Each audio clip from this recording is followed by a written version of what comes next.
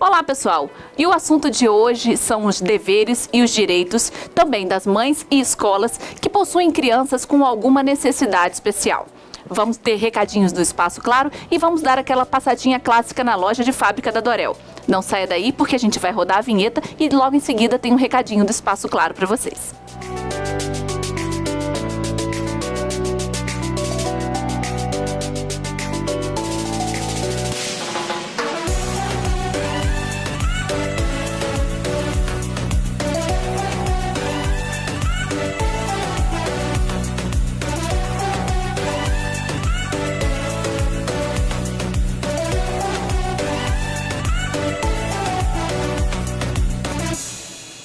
Quer saber como ter um smartphone novinho para navegar no 4G Max? Então vem para Claro. A Claro tem o novo Samsung Galaxy J5 Prime para você voar no 4G mais rápido do Brasil. E o melhor, com o dobro de internet no combo Multi 10 GB com mais 10 GB. É muita internet para você baixar músicas, filmes, vídeos e jogos sem se preocupar. Vem para Claro e ainda ganhe 10 GB de bônus para navegar muito mais. E aí, tá dentro? Então aproveite, vá até uma das lojas do Espaço Claro ou ligue para 0800 747 0800 ou então acesse www.claro.com.br/combomulti e saiba mais. Claro, você merece o novo.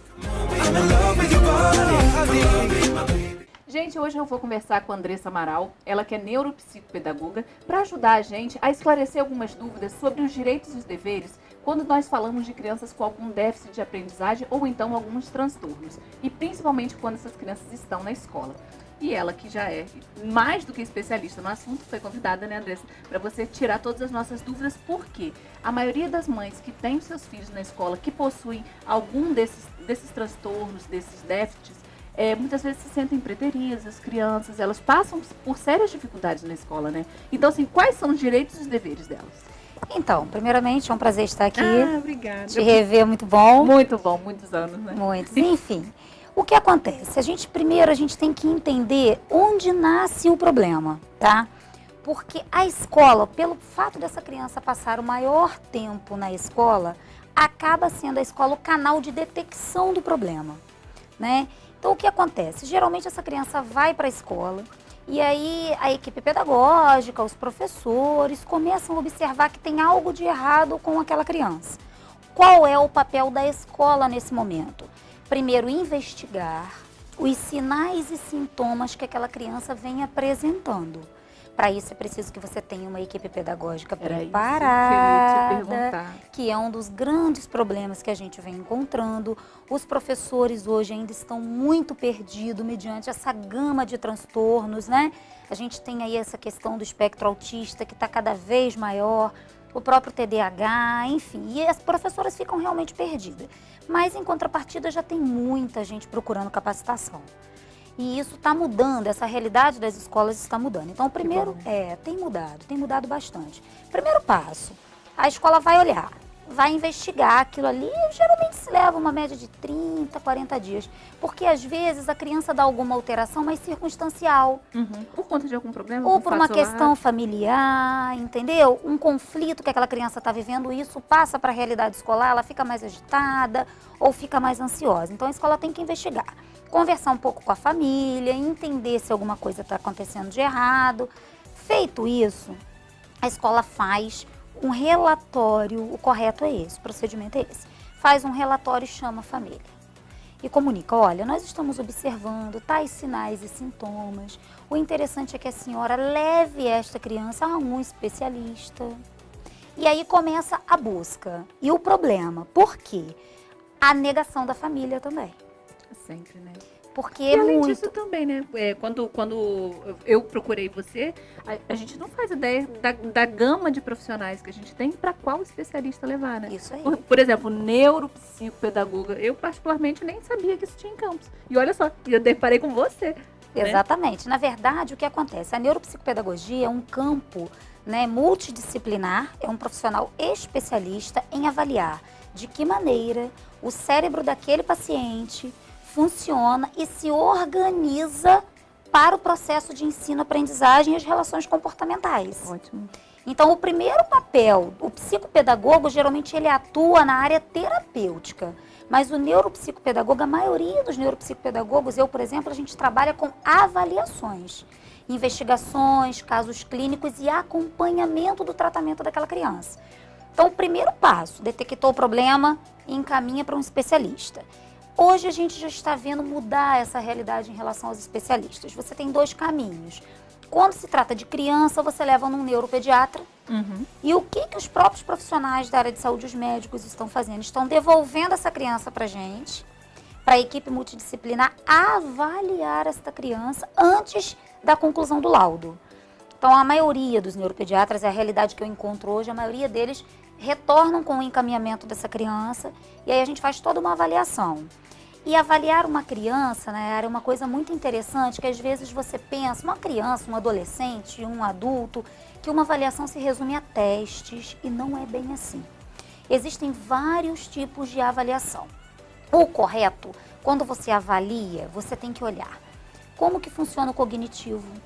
Você tem que ver memória, você tem que ver atenção, você tem que ver a predisposição de aprendizagem. Geralmente isso a gente faz na própria avaliação neuropsicológica, que é são testes, dentre eles o VISC, que são aplicados por neuropsicólogos para ver índice de atenção, funções executivas, memória, tudo isso. Mas um perfil de um paciente não é só isso.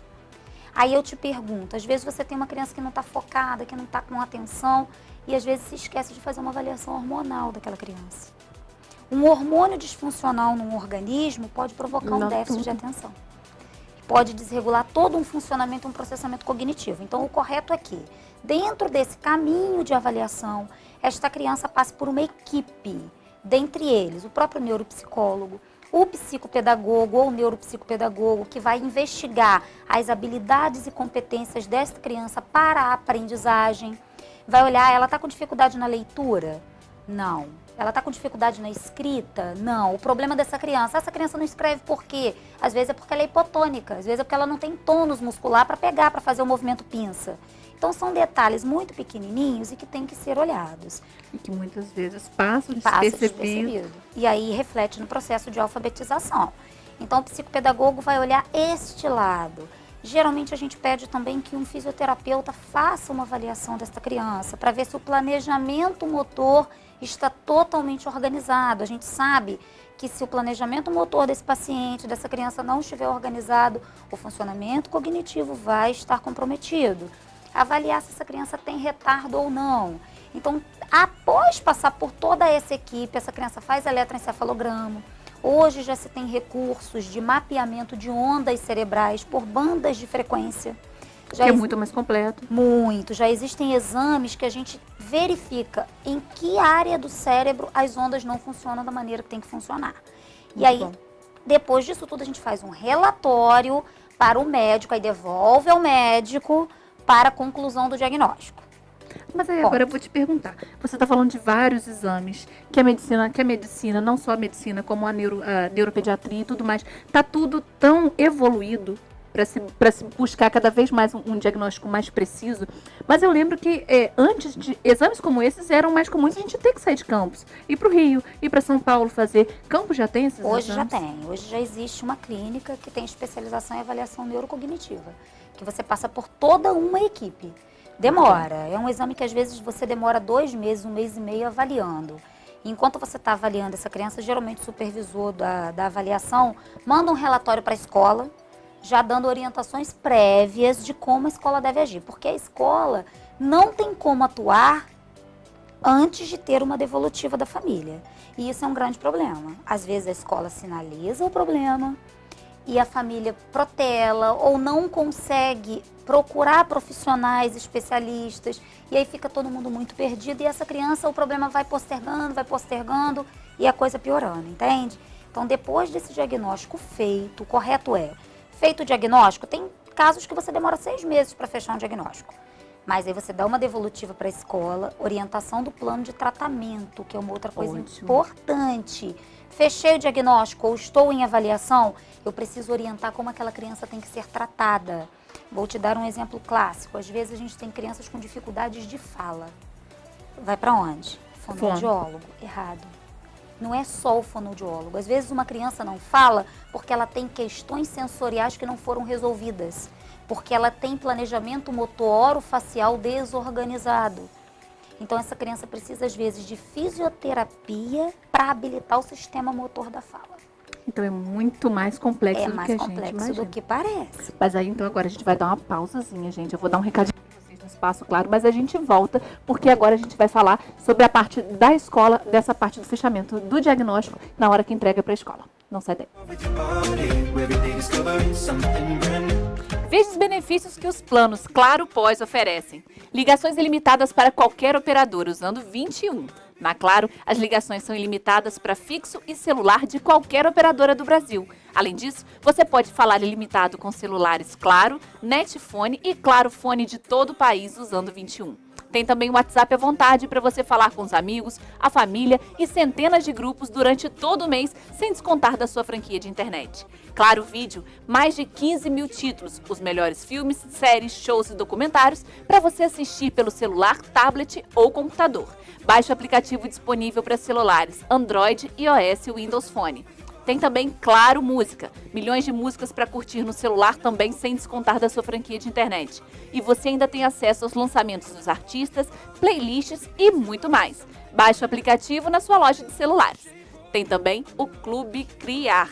Ele irá entreter e ajudar crianças de 5 a 10 anos nos estudos de um jeito divertido e inovador. O aplicativo conta com uma grande variedade de jogos e conteúdos multimídia que incentivam a criatividade em um ambiente colaborativo e seguro. Tudo isso e muito mais sendo cliente Claro, você e toda a sua família só tem a ganhar. Procure o Espaço Claro mais perto de você e saiba mais.